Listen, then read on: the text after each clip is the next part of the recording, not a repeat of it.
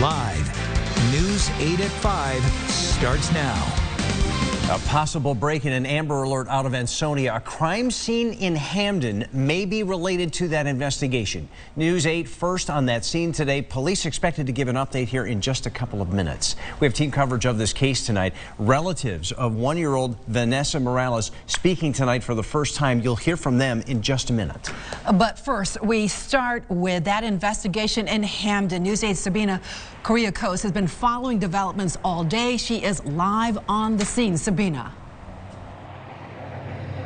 And Jocelyn, Darren, it remains an active scene out here in Hamden. State Police major crime squad still out here as well. And that Amber Alert remains active. Here is the latest photo of this missing little girl, Vanessa Morales. You learned first here on News 8 at noon that police have spoken to an eyewitness they believe may have been the last person to see this little girl. That was on Saturday morning, a day later than when family members reported having had contact with her. Now, police say that witness saw Vanessa with a man, and investigators are working to confirm that sighting. Meanwhile, here in Hamden, News 8 first on the scene after Ansonia detectives got a tip about possible evidence related to the case being found at the Kiducation Clothing Donation Center on State Road. State Police major crime squad arriving in their vehicle around 1:15 this afternoon. They have been on the scene since that time, and you can see on that video police officers inside the loading dock area of the donation center. I spoke with a woman who answered the president's line at the New Haven headquarters for Community Crusade for Children. That's the group behind Kiducation. She told me simply there is an investigation, and she had no further comment. Here is Ansonia Chief Andrew Cota giving us an update earlier today. There's information that we've received from canvassing that the person saw people fitting the description in the area. Again, we have not been able to confirm that at this point. It's information that we've received that we're following up on. So we don't know exactly if in fact that was her and a male that was there. We need her back here. We can figure out everything afterward, what went on, why the baby maybe ended up with this person, but we want to make sure she's safe. That's most important. We need to know where she is. We also learned today police have strong leads leading to potential suspects in the homicide investigation regarding a woman we believe to be Vanessa's mother. In fact, that press conference set to begin right now. Let's go to it. It's at Ansonia City Hall. The mayor and the police chief expected to speak, give us an update on this missing little girl.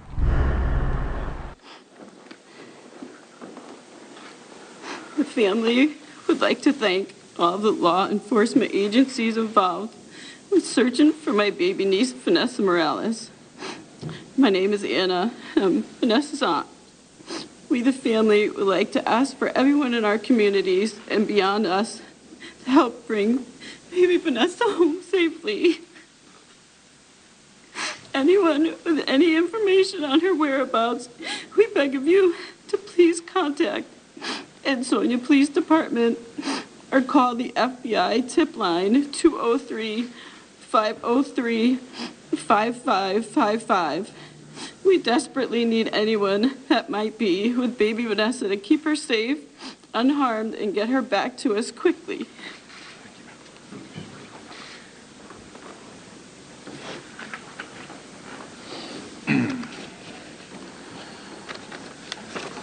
As we've said during these press conferences, the FBI tip line 203-503-5555, 203-503-5555 is the best line to call in regards to tips. It goes right to a clearinghouse and gets dispersed to our law enforcement partners immediately for follow-up.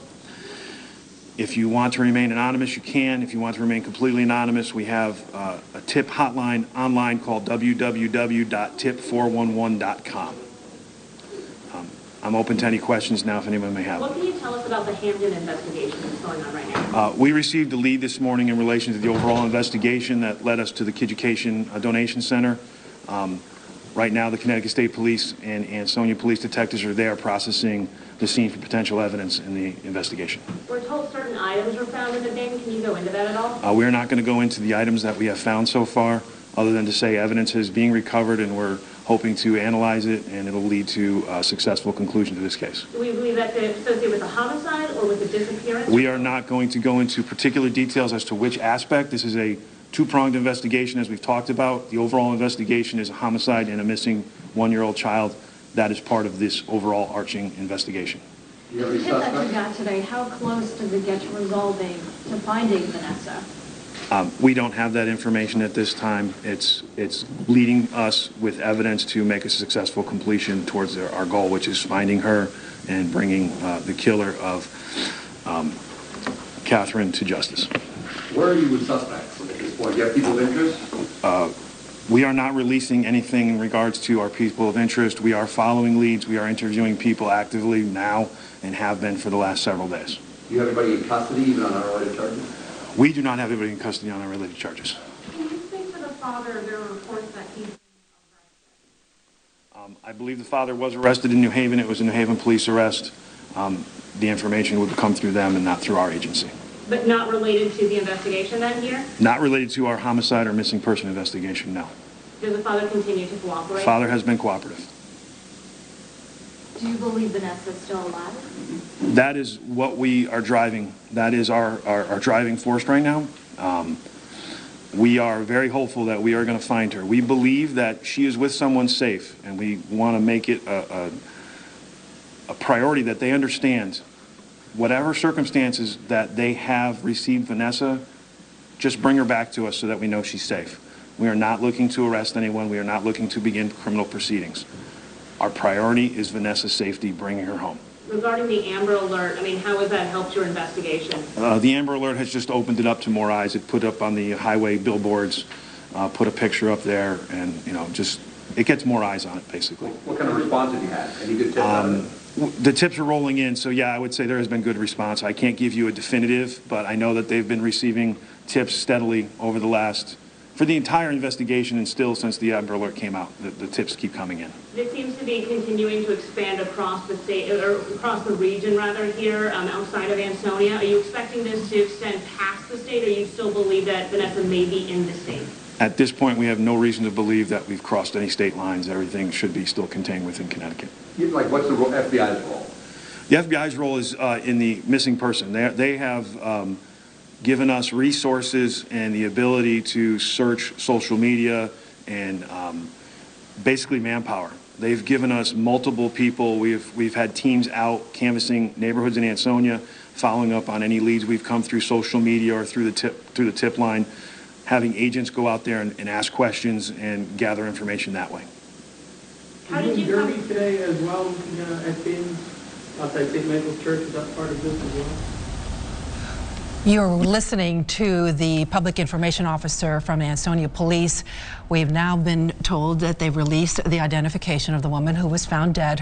Her name is Christine Holloway, and she is the mother of Vanessa Morales, who is missing. The good news here, police, as you heard, still operating under the theory that this little girl is okay somewhere. They are still looking for her, and as you saw, that investigation happening at a clothing donation place in Hamden. We're watching all of that. Our team coverage now continues with this story. The family of Vanessa Morales speaking today with News 8's LaSalle Blanks.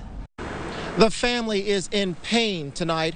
Earlier today, they gave us new pictures of one-year-old Vanessa Morales, and they spoke out exclusively with me, hoping you, one of our News 8 viewers, will see her and give police information they need to safely bring her home. Say hi. Josh Morales knows these are precious moments with his little girl, Ariana. He is Vanessa Morales' cousin. So is she.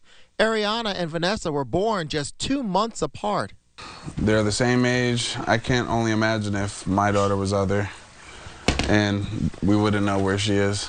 Josh says his family is in pain, especially his grandparents, over Vanessa's disappearance, wondering where she could be and if she's okay. Josh says Vanessa is lactose intolerant. We don't know if she's being taken care of.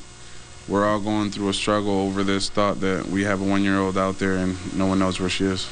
The family giving News 8 these new pictures of Vanessa today, pictures that are on flyers they're passing out in the community. We have hope. We just want her home. Some of that hope because of people, more than 100 who have volunteered to be part of search groups. We thank everyone. Vanessa and her mother were last seen together Friday night. On Monday, Ansonia police found a woman in their home dead of blunt force trauma. Police have not officially released the name of the woman found, but Josh tells us the family is fearing the worst. At this point, we honestly do think it is her. They say each day of this ordeal has been agonizing. Each day Vanessa isn't here playing with Ariana, so is waiting for any new information, like the new development today, the investigation taking Ansonia police into Hamden. As they wait for police to do their work, the family will hit the streets tomorrow morning, handing out these flyers, hoping the effort leads to the gift they're praying for this Christmas. Hoping that we can find where she is and she's healthy and alive. LaSalle Blanks reporting, News 8. New at 5, a New Haven man charged with a carjacking in Branford. 31-year-old Manuel Avalis is behind bars tonight. Police say he was involved in several hit-and-run crashes yesterday afternoon. They say he pulled a man out of his car on Commercial Parkway, stole the car. Then they say he took off on I-95, carjacking more cars on the highway before crashing near exit 55. A Darien man charged with manslaughter in the Caribbean is now being sued by the estate of the victim. A wrongful death lawsuit filed against Scott Hapgood yesterday. He killed Kenny Mitchell while on vacation in Anguilla in April.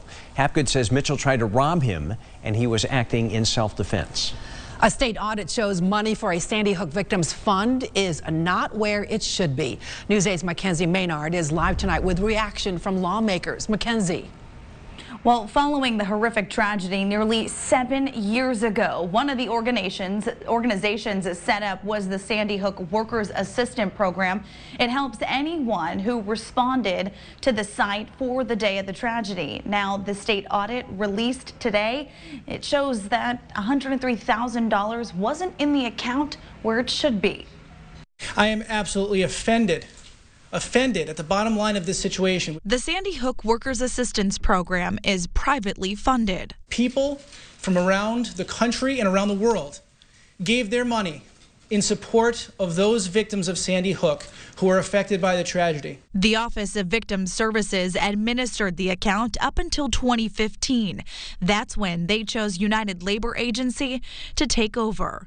It's a charity arm to the AFL-CIO. When they took over, there was $115,827 in that account. According to State Representative Mitch Belinsky, an executive director for the foundation contacted him back in February. He says 2 Newtown first responders had PTSD claims denied. The state auditor's report mentions they did not find anyone who had claims denied by the foundation. It's ghastly to think about what was done and whom this money was taken from. They did, however, find money missing from the account, roughly $103,000. And the response from the organization was, we will not argue your finding and we will put the money back. We talked with a spokesperson with the United Labor Agency Thursday. Every dollar that should be in the fund, all $103,712, is currently available to any worker who has been impacted by the tragic school shooting at Sandy Hook. As for the state representatives who called for the audit, they still have a lot of questions for the ULA. All I know is this, and I'm not a high finance person. If you start out with $115,000, you only spend $12,000, you should not have $16,000 in the account.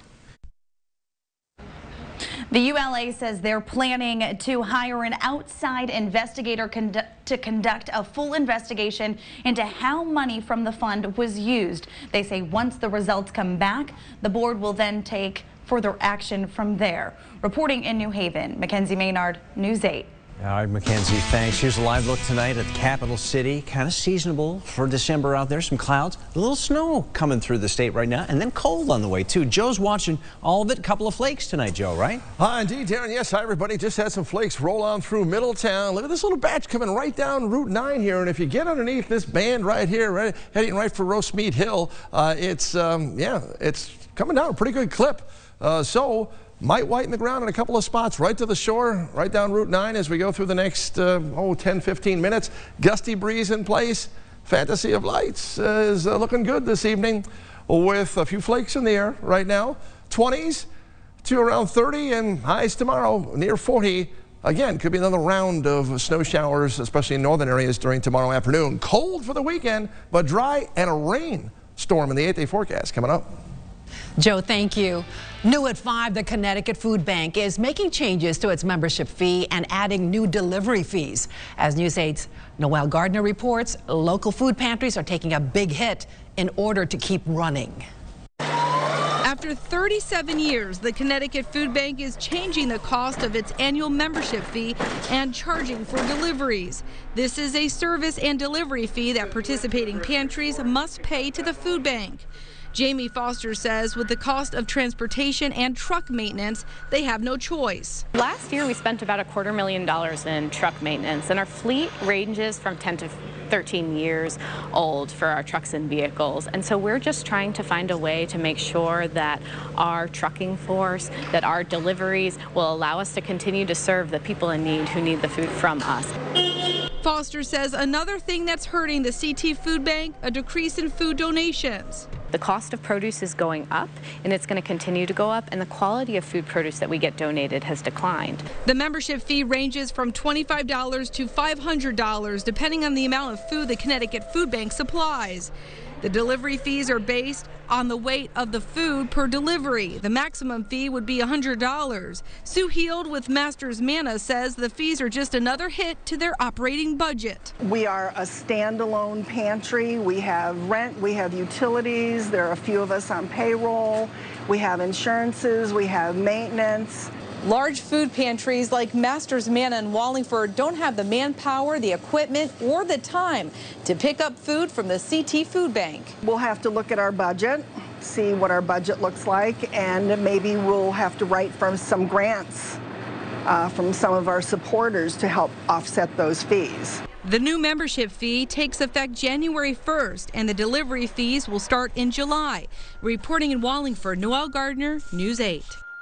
A big step in Washington tonight. Speaker Pelosi gives the okay to write up articles of impeachment. And they are about to flip the switch in New Haven to light the holiday tree. We'll take you live to the green. And here's what's coming up new at 6 tonight. Changes being made at Tufts University to remove a name synonymous with the opioid crisis.